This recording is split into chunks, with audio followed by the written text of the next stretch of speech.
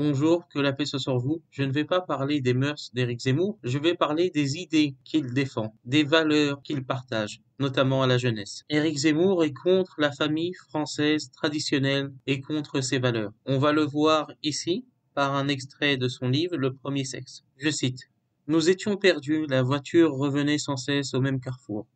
Le soleil descendait lentement derrière l'horizon.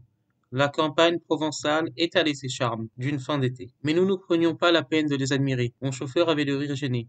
C'était un très jeune homme, un militant qui me conduisait à un dîner avec les chefs de l'UDF. Déjeuner, dîner, routine de journalistes et de politiques. Entre sympathie sincère et instrumentalisation réciproque.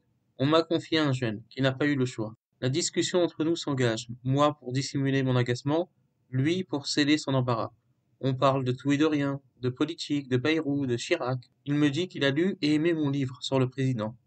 Il me plaît bien finalement ce petit. Je pourrais être son père, même si j'ai des enfants beaucoup plus jeunes. La conversation devient plus personnelle.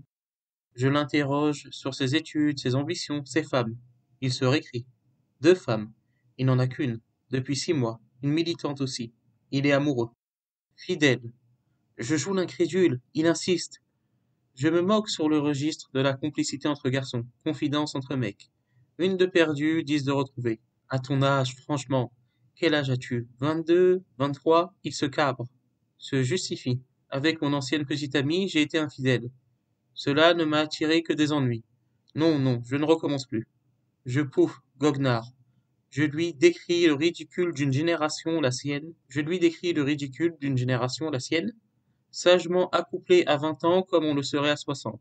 Je brocarde les garçons de son âge soumis au sentimentalisme des filles. Un garçon, ce n'est pas ça. Un garçon, ça va, ça vient. Un garçon, ça entreprend, ça assaillit, et ça conquiert.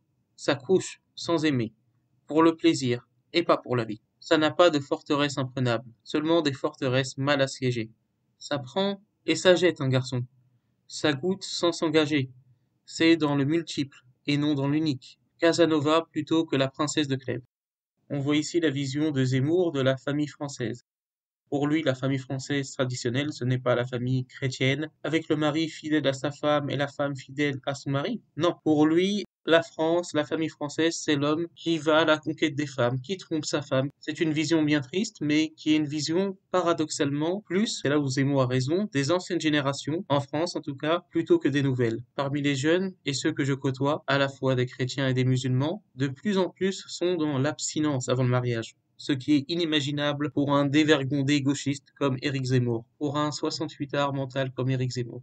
Mais oui, les jeunes hommes de notre génération, pour beaucoup, on est dans l'abstinence sexuelle avant le mariage, et lorsqu'on se marie, on considère que c'est pour la vie, et on ne trompe pas nos épouses. C'est comme ça. En tout cas, c'est avec ce genre de génération de personnes qui ne trompent pas leur épouse, cette jeunesse sage et conservatrice qu'Éric Zemmour méprise, c'est avec cette jeunesse que nous allons reconstruire la France, si Dieu le veut.